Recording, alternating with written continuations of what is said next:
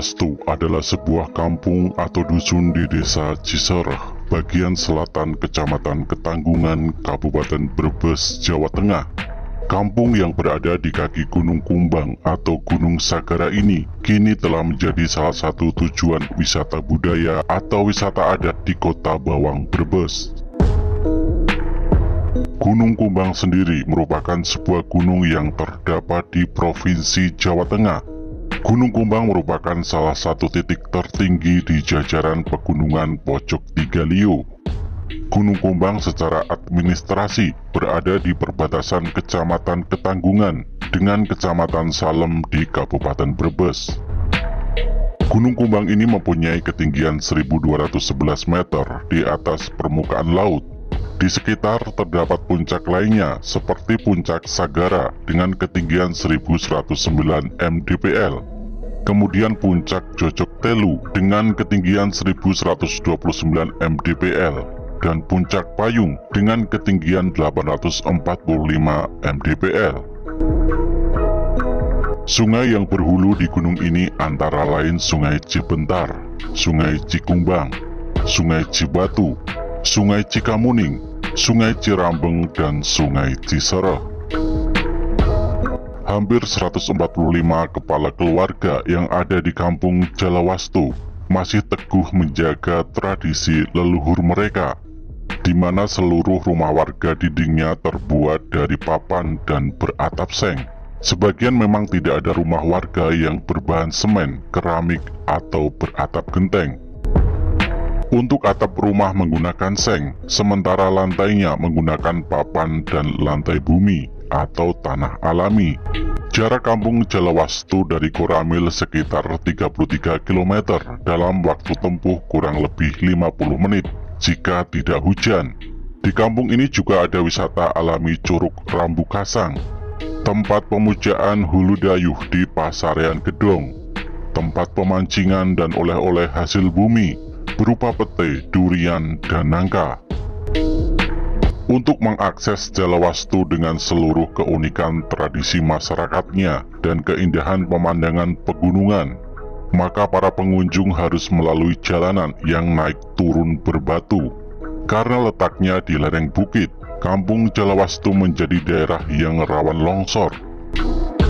Mungkin inilah salah satu alasan leluhur mereka membuat rumah tanpa semen dan keramik untuk mencegah bencana. Dulunya kedua bahan bangunan itu adalah barang mewah karena warga juga susah untuk mengangkat atau memikulnya dengan jarak berpuluh-puluh kilometer. Sehingga akhirnya leluhur mereka menyebutnya dengan pamali. Sementara untuk keramik dan genteng sangat sulit diperoleh karena letaknya kampung yang jauh dari peradaban. Kampung Jalawastu berada di pelosok, sehingga kehidupan masyarakat masih terisolasi dari dunia luar. Namun walaupun jauh dari peradaban modern, mereka tidak menutup kunjungan dari tamu luar dan malah menjadi agenda wisata. Warga kampung Jalawastu berbahasa Sunda walaupun kebanyakan berasal dari etnis Jawa. Penduduknya juga memiliki pantangan-pantangan unik lainnya, yakni dilarang untuk memelihara ternak seperti angsa, domba, dan kerbau dengan alasan dianggap mengotori lingkungan. Kemudian dilarang menanam bawang merah karena nantinya akan merugi. Alasannya selain lahannya tidak cocok, juga karena udara di wilayah desa Cisereh bisa sangat dingin saat musim penghujan tiba. Berbeda dengan di wilayah Brebes lainnya, adanya angin kumbang saat musim kemarau. Hembusan angin yang cukup sejuk yang berasal dari lereng Gunung Kumbang ini sangat cocok untuk tanaman bawang merah dan cabai. Larangan selanjutnya adalah pementasan wayang karena berkaitan dengan memainkan peran manusia. Dayuh Lemah Kaputihan yang berarti tanah suci tempat tinggal Dewa Dewi, letaknya berada di puncak Gunung Sagara, di mana tempat ini sangat disakralkan bagi warga Jalawastu, sehingga ada pantangan untuk tidak berkata kotor di sana. Menurut sejarah, mitos itu ada sejak zaman Hindu, saat Raga Wijaya bertapa di Gunung Sagara atau Gunung Kumbang.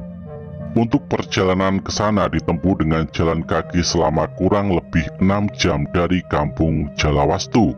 Saat ini masih ada saja yang ke sana untuk melakukan pertapaan di Gedong Sirap untuk menambah ilmu.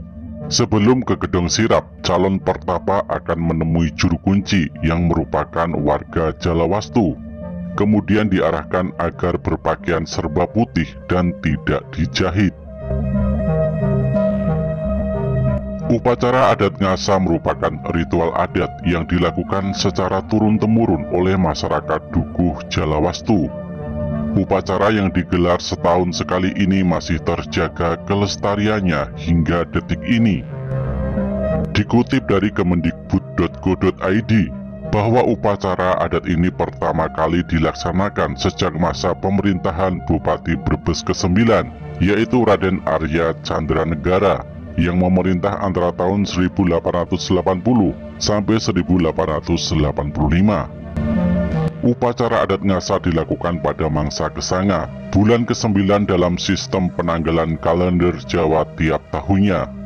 Hari perayaannya dilaksanakan pada hari-hari tertentu, yaitu pada hari Jumat Kliwon atau Selasa Kliwon di lereng Gunung Kumbang atau Gunung Sagara. Sama halnya dengan masyarakat di daerah pantai mengenal adanya tradisi sedekah laut, dan masyarakat di daerah dataran rendah yang mengenal tradisi sedekah bumi. Masyarakat Dukuh Jalawastu juga mengenal tradisi sedekah gunung, karena lingkungan alamnya berupa daerah pegunungan. Upacara adat ngasa diselenggarakan sebagai ungkapan rasa syukur terhadap Tuhan Yang Maha Esa atas karunia yang telah diberikan, yaitu berupa hasil pertanian.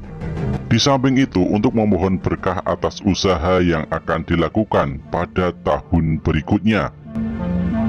Masyarakat Jalawastu hingga kini masih kuat mempertahankan tradisi-tradisi yang ada. Salah satunya yaitu ketaatan menjalankan pantangan-pantangan. Masyarakat Jalawastu pantang untuk memakan nasi beras dan lauk daging ataupun ikan.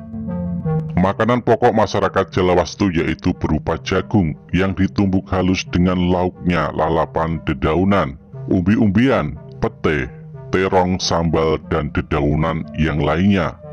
Begitu juga dengan piring dan sendok yang digunakan terbuat dari bahan seng. Masyarakat setempat pantang menggunakan piring dan sendok dari bahan kaca. Mereka meyakini bahwa apabila pantangan-pantangan tersebut dilanggar akan mendatangkan musibah. Upacara adat ngasa sebenarnya merupakan wujud rasa syukur terhadap Batara Windu Buwana yang dianggap sebagai pencipta alam.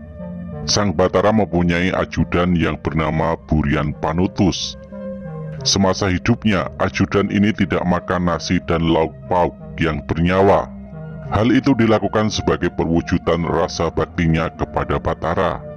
Hal ini juga yang dilakukan oleh masyarakat Jalawastu sebagai bentuk kebersamaan dan kesederhanaan hidup yang penuh kedamaian serta bertujuan sebagai rasa syukur kepada Tuhan Yang Maha Esa.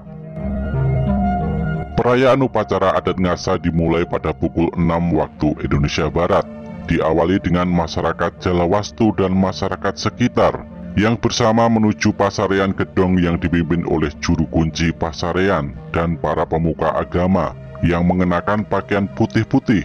Kemudian diikuti oleh ibu-ibu yang membawa makanan yang akan disajikan pada saat prosesi upacara. Puncak ritual upacara ngasa yaitu pembacaan doa yang dipimpin oleh 3 orang pemuka adat Jalawastu. Pembacaan doa menggunakan bahasa Sunda Brebes. Setelah selesai pembacaan doa, kemudian dilanjutkan dengan acara makan bersama dengan hidangan yang sudah dipersiapkan oleh ibu-ibu. Dalam upacara adat ngasa dimeriahkan juga dengan berbagai kesenian tradisional yang tumbuh dan berkembang di daerah masyarakat setempat. Menurut Lembaga Ilmu Pengetahuan Indonesia, melihat adanya semangat konservasi lingkungan sebagai usaha yang bagus dalam mempertahankan lingkungan yang terbungkus dalam tradisi ngasa ini. Sebelum masuknya agama Islam, warga mayoritas menganut keyakinan Sunda wiwitan.